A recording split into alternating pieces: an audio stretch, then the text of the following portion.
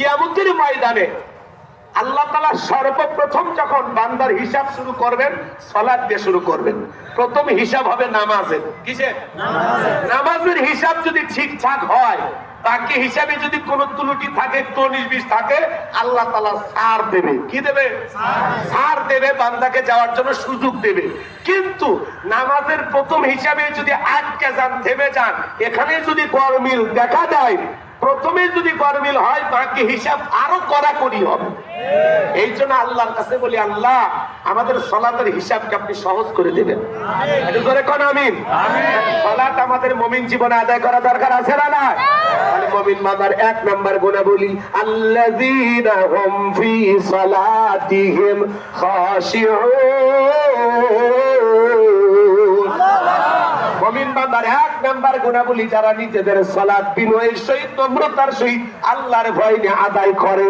এই আয়াতের ব্যাখ্যায় তাফসীরকারকেরা লিখেছেন, তাফসীর ইবনে কাসির থেকে বলছি, অন্তরের ভিতরে সুচিন্তা, দুশ্চিন্তা, বিবির কথা, সংসারের কথা, ব্যবসা বাণিজ্যের কথা, দুনিয়াবি কোনো চিন্তা ভাবনা মনের মধ্যে রাখা যাবে না। আপনি আমি যখন নামাজের মধ্যে দাঁড়িয়ে যাব, অন্তরে একমাত্র ভয় থাকতে হবে কার? ইয়া আইয়ুহাল্লাযীনা আমানু তাকুল্লাহ, এই ইমানদার গানা, আমি আল্লাহকে ভয় করো, হাক্কা তুকাতিহি, ভয় করার মতো ভয় করো। তাহলে আপনি আমি যখন সালাত আদায় করার জন্য দাঁড়িয়ে যাব, অন্তরে একমাত্র ভয় থাকবে কার? আল্লাহ। কিভাবে নামাজ আদায় করবেন? আম্মা জান আয়েশা থেকে বলেন, নবীজি নামাজের ভিতরে এত লম্বা সময় দাঁড়িয়ে থাকতেন, আমি মাঝে মাঝে তাকায় দেখতাম নবীজির পা মোবারক ফুলে উঠেছে। আম্মা জান আয়েশা থেকে বলেন, মাঝে মাঝে দেখতাম নবীজি এত লম্বা সময় রুকু করত, এত লম্বা সময় সিজদা করত, মাঝে মাঝে মনে হইতো নবীজি আর কোনোদিন সিজদা থেকে মাথা উঠাবেন না। আম্মা জান আয়েশা বলেন, আমি একদিন দেখি নবীজি সিজদাতে এত কান্না করেছেন, কাঁদতে কাঁদতে সিজদার জায়গাটা পর্যন্ত ভিজে গেছে। আমি জিজ্ঞাসা করলাম, নবী গো, এত কান্না কেন করলেন? কি হয়েছে আপনার?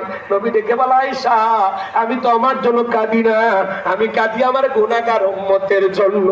আমি আল্লাহর কাছে কেঁদে কেঁদে বলি, আল্লাহ আমার গুনাহগার উম্মতের গুনাহগুলো মাফ করে দাও, ওই কঠিন জাহান্নামের আগুন থেকে আমার উম্মতকে তুমি মুক্তি দাও।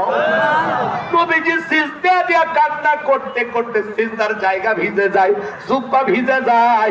আপনাকে আমাকে জাহান্নাম থেকে বাঁচানোর জন্য, আপনার আমার গুনাহ মাফের আশায় রাসূল যদি দোয়া করেন, তাহলে আমরা হলাম মূল ভিকটিম, মূল আসামি, মূল অপরাধী।